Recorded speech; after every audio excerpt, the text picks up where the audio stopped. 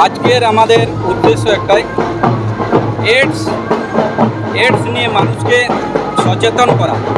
কারণ এডসের কোনো সুনির্দিষ্ট চিকিৎসা নেই। এডস নিয়ে মানুষকে সচেতন করাই একমাত্র চিকিৎসা।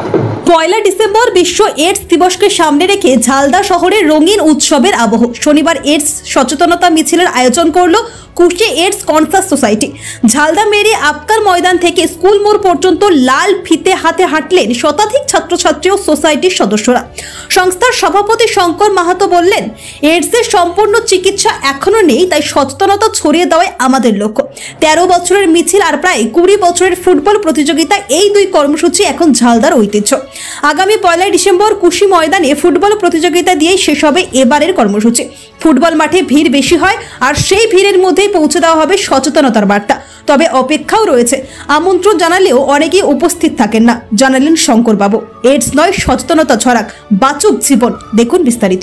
আমাদের উদ্দেশ্য ছিল এডস নিয়ে এলাকার মানুষকে সচেতন করা এবং আপনাদের মাধ্যমে সারা ভারতবাসী তথা সারা বিশ্ববাসীকে সচেতন করা।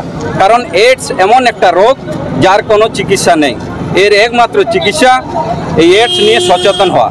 তো তার জন্য আমরা প্রত্যেক বছরের মতো এই বছরও ঝালদা শহরে একটা ক্ষুদ্র প্রয়াস করেছি, যে জনসাধারণকে জানানোর জন্য যে এডস একটা মারণব্যাধি, এর কোনো চিকিৎসা নেই, এর চিকিৎসা একমাত্র সচেতন হওয়া।